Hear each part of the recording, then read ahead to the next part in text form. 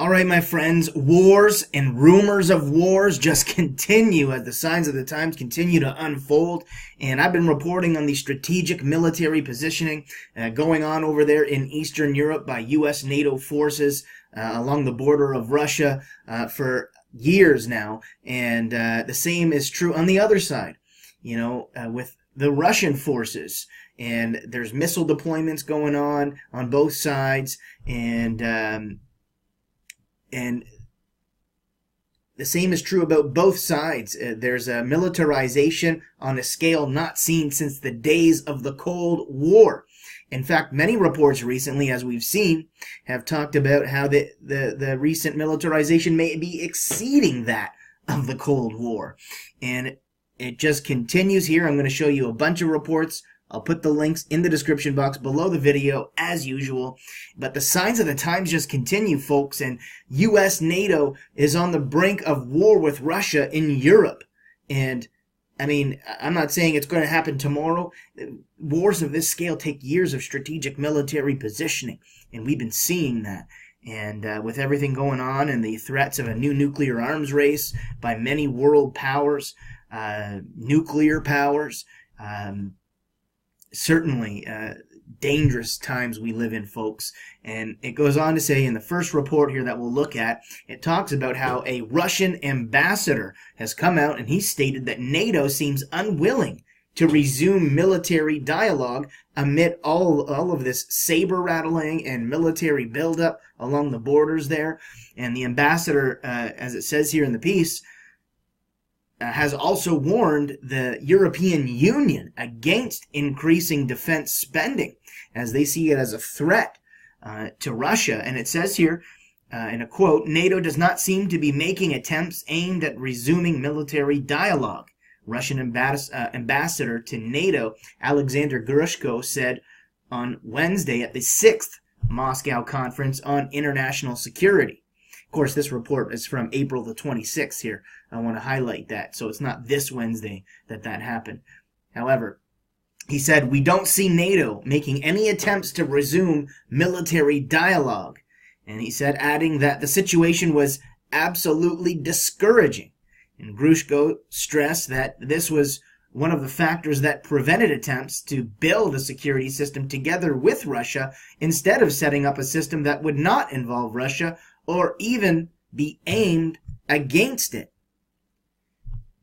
The Russian ambassador has, he's warned the EU against increasing their defense spending. He said the European countries' growing defense spending points to their militarization while there is no actual threat, Grushko said, because a lot of times when you see this increased militarization and military spending and different deployments of U.S. missile defense systems and European missile defense systems over there, it's often done in the name of a perceived Russian threat.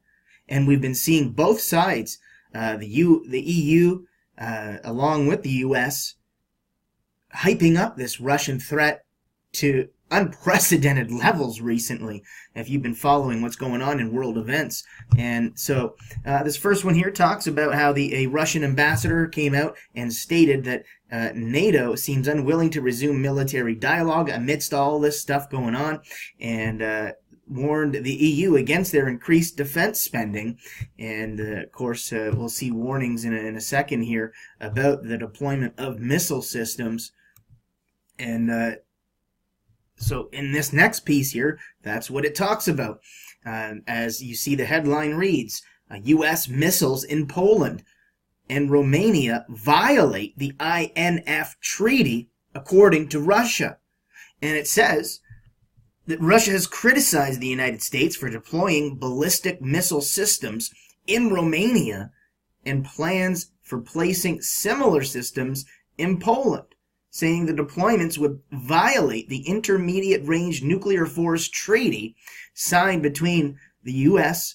and the Soviet Union in the late 1980s.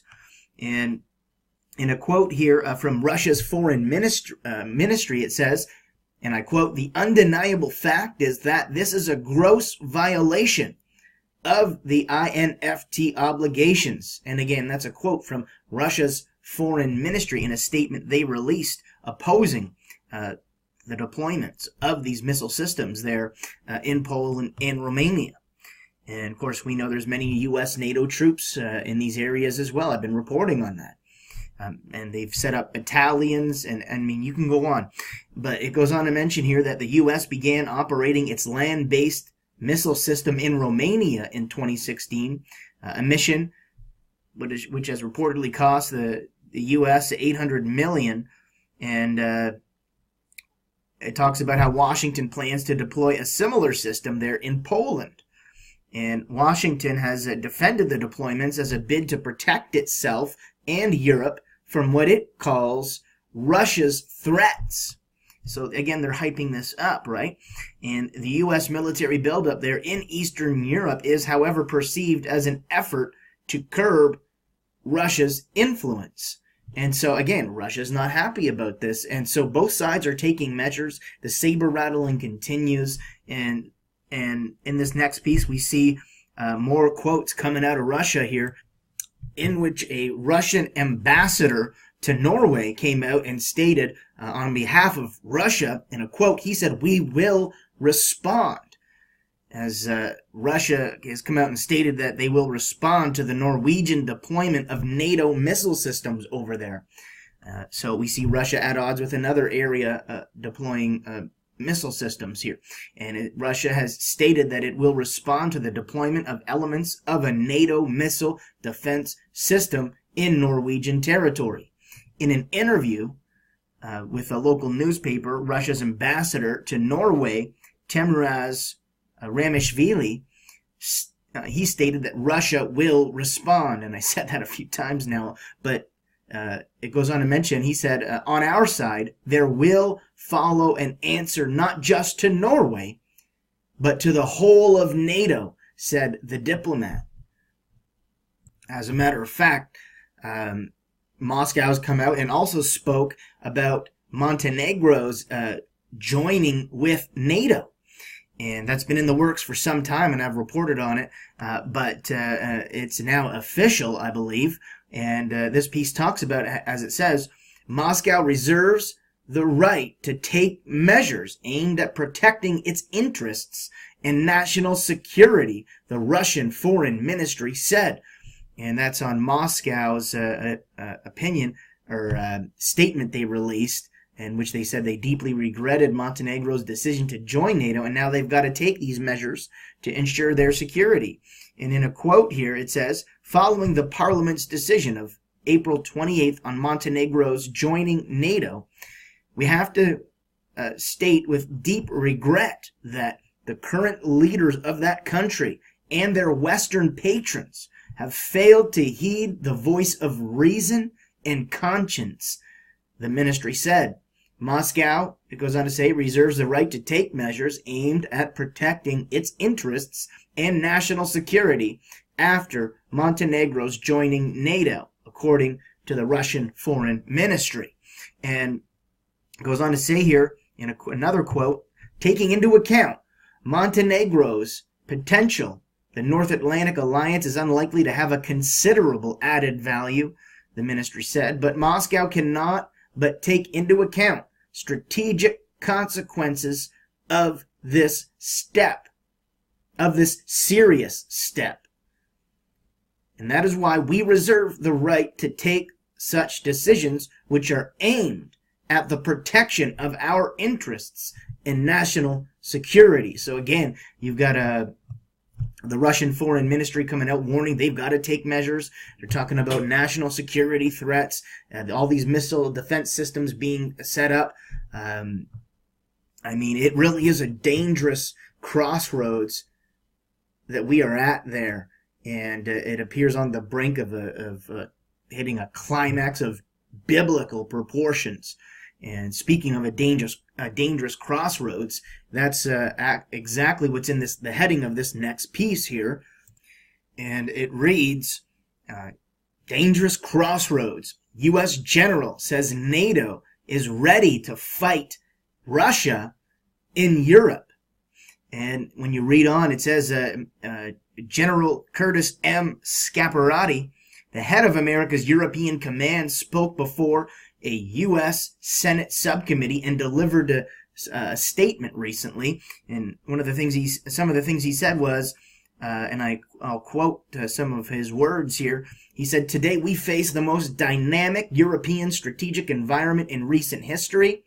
He said in his testimony, "In the East, a resurgent Russia had turned from partner to antagonist as it seeks to undermine the Western-led international order and reassert itself as a global power. Accordingly, we are adjusting our plans, our posture, our readiness to remain relevant to combat the threats we face. In short, we are returning to our historic role as a war-fighting command." He continued in saying, "Russia's posture is not a light force, it's a heavy force. In order to have the posture that is both credible and in the right composition, we need more armored forces." And he goes on to say, "to make sure that we do have a force of enough size that enables us to deter Russia." He goes on to mention that 5 or 6 years ago, we weren't concerned about being ready for combat against Russia. And he goes on, he says, today that has changed. And so we see tensions still high over there in Eastern Europe along the borders of Russia. And we're seeing the rhetoric on both sides. We're seeing missile defense systems being set up, warnings from both sides about threats to national security, massive deployments and militarization at levels not seen since the days of the Cold War. And many experts who are in the know and follow what's going on have been coming out and saying publicly that these unprecedented drills and militarization actually exceed Cold War levels, as I mentioned earlier. And so I got one more piece here, and then I'll finish this particular report. And it's talking about Turkey. And as I mentioned in videos in the past, probably last year, I guess, or before maybe, but I talked about how Turkey's going to leave NATO. First of all, NATO is going to be replaced by an EU superpower, okay? Turkey's not going to be part of it. So we're going to start to see Turkey moving their way away from NATO, okay? And we've already kind of seen it in many ways, in subtle ways.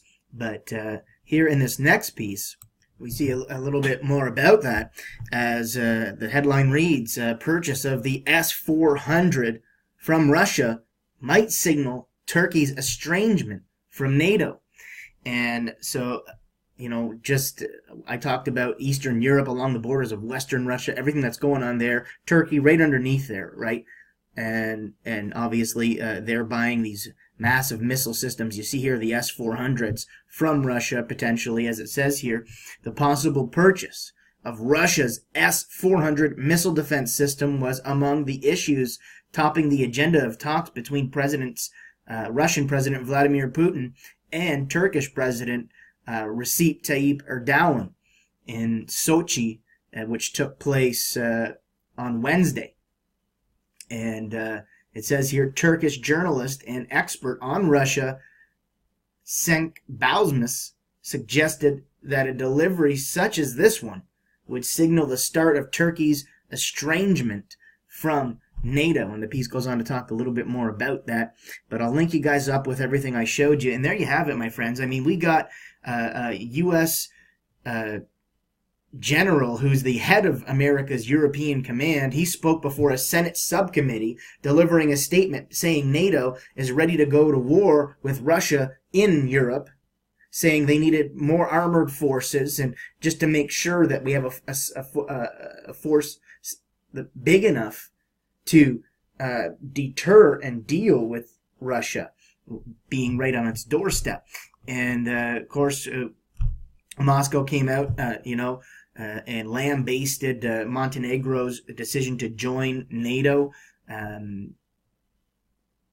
We've seen the Russian Foreign Ministry come out and state that they will respond when they're talking about the deployment of elements of a NATO missile defense system there in Norway. And then, of course, Russia criticized the United States for deploying ballistic missile systems in Romania and their plans to do so in Poland. They came out and said that this is violation of international law and a treaty that was signed back in the 80s. And, you know, then you got the Russian ambassador that came out and said NATO seems unwilling to resume military dialogue. And this all coming on the heels of a lot of the reports I've had in the past showing you guys that many people saying, U.S.-Russia relations are at their lowest point since the Cold War. And we keep seeing this Cold War, many experts and politicians and military analysts coming out and saying that this is a modern Cold War 2.0 and whatnot. And that's certainly what we're seeing there. So I'll link you guys up with everything. I pray that you've repented of your sins and that you're born again by the Holy Spirit through faith in Jesus Christ today, because the signs of the times are here, my friends. Jesus Christ will be returning to the earth, and I pray that you're right with God at that time. Because the wars and rumors of wars are here, and they're only going to intensify. And we need to be ready, folks. So until next time, this is Brother Joey signing off. God bless you guys, and much love. As they see it as a threat to Russia, and it says here, in a quote, NATO does not seem to be making attempts aimed at resuming military dialogue. Russian ambassador to NATO, Alexander said on Wednesday at the 6th Moscow Conference on International Security. Of course, this report is from April the 26th here. I want to highlight that. So it's not this Wednesday that happened. However, he said, we don't... All right, my friends, wars and rumors of wars just continue as the signs of the times continue to unfold. And I've been reporting on the strategic military positioning going on over there in Eastern Europe by U.S. NATO forces along the border of Russia for years now. And the same is true on the other side, you know, with the Russian forces. And there's missile deployments going on both sides. Times we live in, folks. And it goes on to say in the first report here that we'll look at, it talks about how a Russian ambassador has come out and he stated that NATO seems unwilling to resume military dialogue amid all of this saber rattling and military buildup along the borders there. And the ambassador, as it says here in the piece, has also warned the European Union against increasing defense spending. But the signs of the times just continue, folks, and U.S. NATO is on the brink of war with Russia in Europe. And, I mean, I'm not saying it's going to happen tomorrow. Wars of this scale take years of strategic military positioning, and we've been seeing that. And with everything going on and the threats of a new nuclear arms race by many world powers, nuclear powers, certainly dangerous time. And the same is true about both sides. There's a militarization on a scale not seen since the days of the Cold War. In fact, many reports recently, as we've seen, have talked about how the recent militarization may be exceeding that of the Cold War. And it just continues here. I'm going to show you a bunch of reports. I'll put the links in the description box below the video as usual.